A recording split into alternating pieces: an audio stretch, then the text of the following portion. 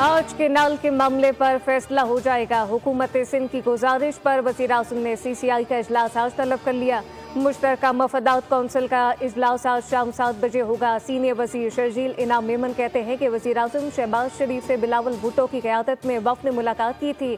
बिलावल भुट्टो ने केनाल के मामले पर मौक़िफ़ वज़ीर आज़म के सामने रखा। मौक़िफ़ की तायीद करने पर वज़ीर आज़म के शुक्रगुजार हैं। वज़ीर आज़म ने मुश्तरका मफादात कौंसिल का इजलास 2 मई को तलब किया था। सिंध की तरफ से वज़ीर आला मुराद अली शाह इजलास में शिरकत करेंगे।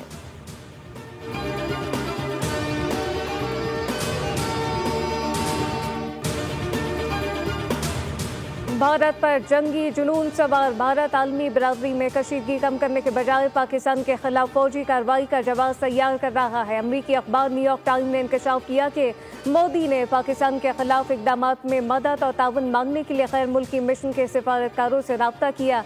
मोदी सरकार ने पहलगाम हमले से मुतालिक अब तक पाकिस्तान के खिलाफ कोई सबूत पेश नहीं किया। अखबार के मुताबिक ब्रीफिंग में शामिल 4 सिफारतकारों का कहना है कि नई दिल्ली के पास शवाहिद मौजूद नहीं जिनसे जाहिर होता है कि पहलगाम हमले में पाकिस्तान मुलव्विस है।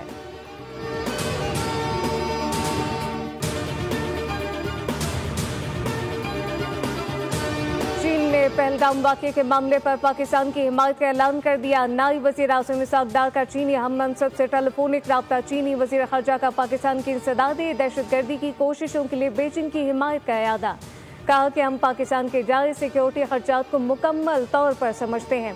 पाकिस्तान की खुद मुख्तारी और सलामती के मफादात के तहफ़्फ़ुज़ की कोशिशों की भरपूर हिमायत करते हैं।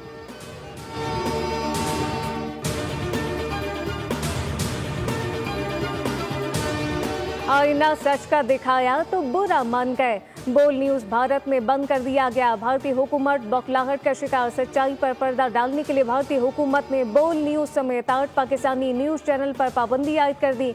पाकिस्तानी न्यूज़ चैनल पर भारतीय वज़ारत दाखिला की सिफारिश पर पाबंदी लगाई गई।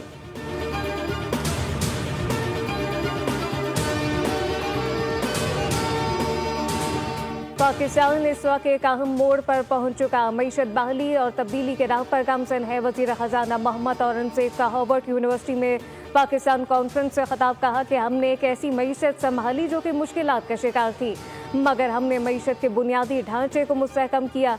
महंगाई में तारीखी कमी हो चुकी। फिच ने पाकिस्तान की क्रेडिट रेटिंग मुस्तहकम आउटलुक के साथ अपग्रेड की।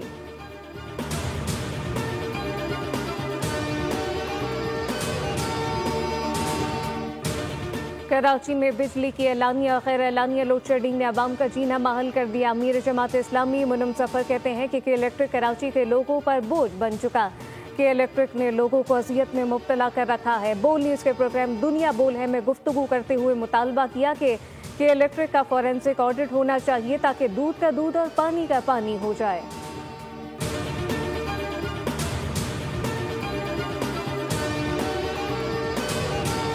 और आज़मीन हज की हज्जाज से मुक़द्दस रवानगी। सऊदी हुकूमत की जानिब से हज ऑपरेशन के तमाम इंतजामात मुकम्मल। पाकिस्तान में हज ऑपरेशन का आगाज आज रात इस्लामाबाद इंटरनेशनल एयरपोर्ट से हो रहा है, जबकि रोड टू मक्का प्रोजेक्ट के तहत 7 खुसूसी इमिग्रेशन काउंटर तैयार।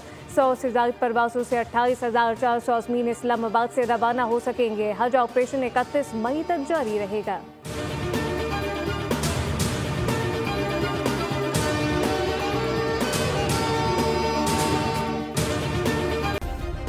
सब्सक्राइब करें और बेल दबाएं ताकि कोई खबर रह न जाए।